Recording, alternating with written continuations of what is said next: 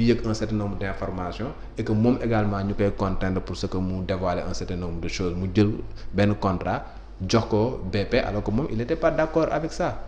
Voilà. mais dama bëgg ñu taxaw seetlu ci benn mbir Daouda dañuy gis ne Sénégal yàgg na am ay livres yoo xam ne dafay def ay déballage récemment Sonko Abdou Latif Coulibaly le livre de Papa Alé Niang notre confrère tey Thierno Alassane Sall mais dañuy gis ne au final livres yooyu yëpp lu ñu am seen doon dénominateur commun bi moo nekk wàllum rek dénoncer li nga xam ne mooy njuuj njaaj wala gabegie wala sax injustice buy dox fii au niveau du Sénégal kon tey est-ce que jotul la justice en elle-même bu gisee genre livre yooyu noonu mu autosaisir les concernés. li nga wax noonu moom moo am parce que procureur de la République comme ni ñu la koy waxee c'est l'avocat de la société mën nañu ko définir il est l'avocat de la société moom mooy ku nga xamante ne moom moo war a li nga xamante ne moom mooy préoccupation des Sénégalais moom mu défendre ko sur le plan judiciaire moom rek moom moo mun jël benn affaire tëti activer ko def ci li ci war sur le plan judiciaire au nom du peuple sénégalais am na pouvoir d'autosaisine moo xam code de procédure pénale moom moo ko jox warul sax xaar président di ko wax wala premier ministre wala keneen moom si boppam code de procédure pénale nee na ko da am nga pouvoir d'autosaisine de la même manière gis nga bu amee ay yenn yu nga xamante ñu ngi koy def ci réseaux sociaux yi nga jékki-jékki ñu ne procureur autosaisine demandé na section de recherche mu ubbi enquête de la même manière bu nga déggee par Assane Diouf mu nekk xaw fii saaga mu jël waa digg ne dem leen ngeen jël ko sa kër moom moo autosaisir pouvoir d'autosaisine boobu moo am pour peut-être faire cesser benn lu nga xamante ne yaakaar ne offense au chef de l'État la wala ay injures publiques la ak consort pouvoir boobu la am également bu fekkee ni def nañ yenn accusations yi mu war a mun saytu par rapport à tout cela comme nu nga ko waxee nous avons des livres yu nga xamante ne am na fi depuis Mathusalem mosuñu ci ubbi dara ci enquête mieux on a eu des rapports yu nga xamante ne bu IGE on a des rapports bu ARMP on a des rapports yu nga xamante ne bu Cour des comptes bu nga xam on a épinglé des gens yu nga xamante ne ñu ngi ci ñu ngi nekk ay responsables ay autorités on n'a pas ouvert des enquêtes par rapport à ça alors que loolu moom moo nekk li nga xamante moom mooy responsabilité procureur avocat de la société pour que ku nga xamante ne daf nga naka sul noonu ñu mun la tegaat ci yoon donc justement li nga waxee noonu sunu justice yi foofu sooxe na te li koy waral rek mooy comme ni ma la ko waxee le procureur de la République franchement il dépend directement de l'exécutif te exécutif bu ko demandé wul dara la plupart du ko def parce que su ko defee également ay sanctions mën na tegu ci ay kaw. est-ce que aussi la population wala sax ñuy ooyee fii seen bopp aussi activiste au niveau du Sénégal amuñu si part de responsabilité parce que dañ leen di dégg ñuy wax waxi orange waxi ndox beeg yooyu mais les questions qui concernent directement l'intérêt général rawatina pétrole beeg injuste beeg loolu li leen si dégg du bëri est-ce que ñoom ni ñuy jëlee seen énergie di koy def si yeneen combat waruñ ko woon def si combat yi nga xam ne mën nañoo wax ne ça engage l'avenir des générations à venir. waaw mais je pense que c'est faire un très mauvais procès nag aux activistes ci domaine boobu. parce que gis nga dans un état ku nekk da nga am sa rôle. C'est vrai que yi ngay wax noonu que mu nekk sur le plan foncier. Sur le plan des industries extractives yooyu yëpp on a vu des gens yu descendre dans la rue. mais dañ koy raay rek du ñu dem dans le fond. waaw mais dafay nekk benn genre revue de presse rek après nit ci fàtte ko. waaw mais xam nga bu ñu xam nga dénoncer te li ngay wax amul benn portée également dafa amul benn njariñ et je pense que ce qu'ils font da ngay ñëw nga dénoncer ñun fii même boo xoolee la presse mais c'est des épisodes hein. C'est des épisodes da ngay ñëw benn phénomène jóg nit ñi wax ci pendant une semaine l'information c'est une denrée périssable. bu ñëwee wax benn wax ba nga xamante ne affaire beneen bu bees bu ñëwee mais on a tendance à abandonner ça pour dem leneen. noonu la ñuy fonctionner c'est l'information elle est périssable il fut un moment affaire foncier lañ doon wax nii. xam nga tey jii ñu ngi wax ci voilà tey jii ñu ngi wax ci justice bi avec problème bi nga xam ne moom moo am entre ces deux magistrats là. bu ñu paree tey jii ñu ngi wax ci livre Thierno Alassane Sall bi suba benn actualité mooy jógaat ñu toppaat ci. je pense que même les activistes également je pense qu'ils fonctionnent comme ça ils fonctionnent par saison. tey jii lii jóg na ñu ñëw wax ci après ñu jóge fi mais nag pour man ki nga xamante ne moom moo war a rebondir par rapport à tout cela moom mooy procureur de la République parce que justice moom dafa am temps am su fekkoon ne dossier yëpp autosaisir woon na xam nga daal di koy jël par exemple ñu def ay enquêtes et consorts bu ñu demee ba nit ñi fàtte sax mën nañ xëy benn jour rek ñu ne telle personne yóbbu nañ ko pour juger ko wala telle personne téye nañ ko ñu ne te vous vous rappelez c'est une histoire qui a daté de 3 mois wala de 4 mois mais justice bi def na li ci war lii mooy les résultats bi je pense que loolu la que ni activistes yi ils font ce qu'ils peuvent avec les moyens du bord à mon avis ils font ce qu'ils peuvent avec les moyens du bord maintenant pour man ce sont les autorités qui n'ont pas fait li nga xamante moom la leen loi bi demandé pour que ñu def ko. ñu jeexalee avec la crise malienne gis nga mutinerie bi fa am ak le président IBK qui a été forcé à démissionner nga gis ne aussi la CEDEAO ñoom seen jéego yu ñu def avec la junte malienne ban lecture nga am ci événement yi est-ce que lii nga xam ne am na Mali nekk na loo xam ne bett na la.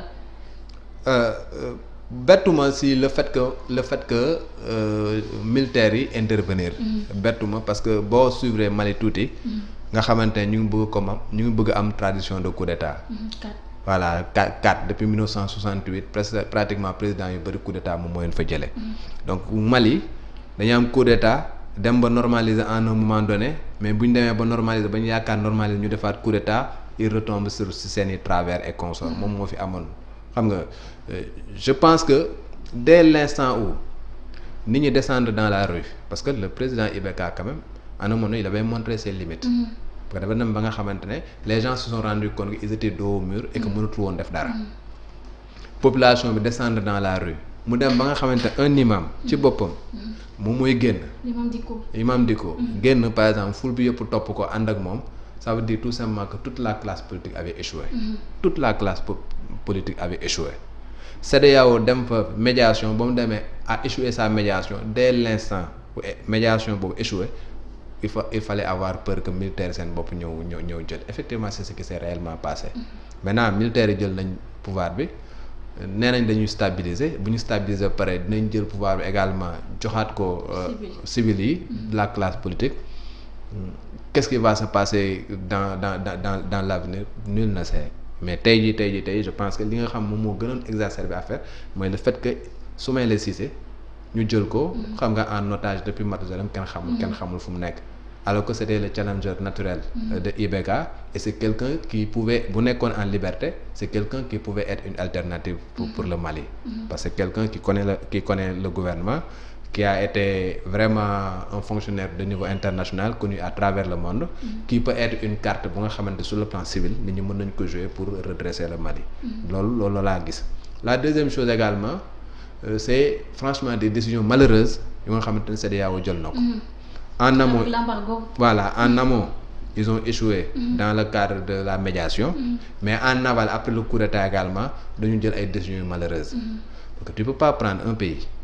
bu nga xamante ne mi ngi suux tu as le djihadiste bu nga xamante les djihadistes yu fa nekk tu as le pays bu nga xamante ne mi ngi nekk dans la récession économique tu as un pays bu nga xamante ne pratiquement li muy exporté yëpp Sénégal gi lay jaar pour dugg nga ñëw mu am instabilité politique militaire yi jël pouvoir tu viens nga def embargo te boo defee embargo tu sanctionnes le peuple malien. donc là il faut saluer aussi la lucidité du président Macky Sall. il a été très lucide. Franchement, il faut lui tirer son chapeau parce que là où tout le monde a nagé à contre-courant moom moo ne il faut arrêter. parce que il faut que ñu xamante aussi gis nga sénégalais ak malien. nous sommes un et indivisible. et peut-être lu ñuy permettre ñeneen ñun mënuñu ko permettre. n'oublions pas que nous étions dans une fédération la fédération du Mali. et que tey jii boo xoolee suñu drapeau pratiquement la même chose la. devise bi aussi. boo xoolee devise bi la même chose boo xoolee express Dakar Bamako. mu ngi fi woon nous sommes un seul peuple. même les échanges la même chose. tey jii bés barki Dembo Ndiaye yaa ngi dégg ñu naan seen nitrate d'ammonium bu nga xamante ne c'était exporté ici au port de Dakar et destiné au Mali. toute leur exportation extérieure pratiquement 80% fii lay jaar. au niveau du port de Dakar donc pour wax la ni effectivement le Sénégal le président sénégalais il a été lucide. xam na échange yi nga xam moom moo am sur le plan culturel xam na li nga xamante moom moo ñu boole ak malien. sur le plan économique également xam na li nga xamante moom mooy retombées financières yi nga xamante ne embargo lan la mun am sooxe ci sunu économie également. parce que nous sommes intimement liés mais également sur le plan rek lu yanu maanaa tu peux pas prendre un peuple bu nga xam ne dafa nekk ci ay difficultés nga ñëw di ko créer une difficulté supplémentaire. Embargo ça n'a aucun sens. Vous pouvez pas être dans une CEDEAO. xam nga moo xamante ne dañ ne c'est une confédération des états économiques de l'Afrique de l'Ouest ba pare ngay def embargo benn ki y a un problème. Allez négocier. Voyez une solution de sortie de crise mais vous ne pouvez pas prendre ñoo dañu leen di couper les vivres xam nga du leen joxati ngeen lekk du leen joxati ngeen naan du ñu amati benn agent affaire yooyu vous tuez ce peuple là alors que vous êtes venu pour sauver ce peuple là je pense que c'est d'abord une décision bu nga xamante ne qui se justifie pas beneen décision bu nga xamante ne CEDEAO jël na ko mooy le fait que nga ne yow da ngay ñëw nga jël sa force militaire d'interposition bu nga xamante ne pour se préparer à attaquer le Mali. Comment tu peux faire ça? Tu penses que les militaires sénégalais dinañ ñëw participer à une attaque bu nga xamante ne ñu ngi koy def au peuple malien sénégalais mënul def loolu. Donc au lieu de gérer l'intérêt des populations ñoom dafa nekk di gérer benn intérêt ay nit mun nañu wax ne ay président. La vérité est que ku mel ni le président ivoirien. il voulait profiter de la situation. pour éviter que li am Mali ñëw yegg si foofu. parce que le Mali et la Côte d'Ivoire c'est des pays frontaliers. bu ñu prépositionner les forces de la CEDEAO ci foofu noonu ça veut dire que nit ñi mënuñu jóge foofu par exemple defaat coup d'état ci biir Mali. au moins c'est une sorte de garantie sécuritaire bu nga xamante au moins dinañ xoddiku bala ngaa lakkale. je pense que nag malheureusement. C'est ce qui s'est passé tey jii boo gisee même les positions divergentes ci seen vidéoconférence bi da nga doon gis cassure bi am ci biir CEDEAO. Là où le président Bissau Guinéen dit que yéen a ngi wax coup d'état mais wax leen également ci ñi nga xamante ñoom ñoo bëgg troisième mandat. Mais c'est un problème. C'est un autre problème. Donc pour wax leen ni CEDEAO actuellement ni il va falloir que ñoom seen bopp. ñu defarwaat seen toogaay xoolaat organisation na lañ koy gën a organiser xool na lañ koy gën a renforcer waxante dëgg également et éviter peut-être certaines décisions malheureuses comme yi ñu jël ci Mali quand même. On parle ci mbirum Mali mais dañuy fàtte aussi Mauritanie aussi am na ay épisodes malheureux yu fa am. ba kii sax nga xam ne mooy président bi fa nekkoon Abdel Moukité. mu mel ni comme fu mu toll nii pays sous-région yi ñoo nekk en crise. waaye pays sous-région yëpp dañ nekk en crise. te boo gisee pays bu nga xamante ne xas na mos coup d'état pour nga stabiliser ko dafay jafe Mauritanie xam na luy coup d'état Abdelaziz mi coup d'état la fa ñëwee l'actuel président il faut que mu def très attention moom tamit xam nga pour coup d'état bañ a dal ci kawam la preuve bi ñu arrêté Abdelaziz tu as vu que même les djihadistes là waa AQMI ils ont essayé à un moment donné def benn attaque pour libérer ko. pour wax pour wane la quoi. parce que moom dafa am doole aussi si militaire yi foofu aussi. oui parce que il est militaire la affaire et puis beneen bi il a joué une carte bu nga xamante ne après carte bu nga xamante ne moom moo ko réeral parce que dafa bëggoon def naa ko genre transition à la Medvedev quoi. genre pare naa ci pouvoir comme Poutine nu mu defoon. jël Medvedev def ko président moom mu nekk premier ministre pour que bu paree mandat moom mu ñëw. c'est ce qu'il a voulu faire avec Ghazouani. ñëw na def ko dauphin Ghazouani ñëw toog mais il s'est rendu compte que c'est lui le président et c'est lui également qui a il doit quelque chose au peuple mauritanien. Reddition des comptes déclencher un certain nombre d'enquêtes ñu jël ko auditionné ko xam nga téye ko dans un premier temps jox ko liberté provisoire. Et peut-être su moytu dans un avenir proche mën na delluwaat kaso. Maintenant nag Ghazouani également n'a qu'à surveiller ses arrières parce que la Mauritanie a une tradition de coup d'état.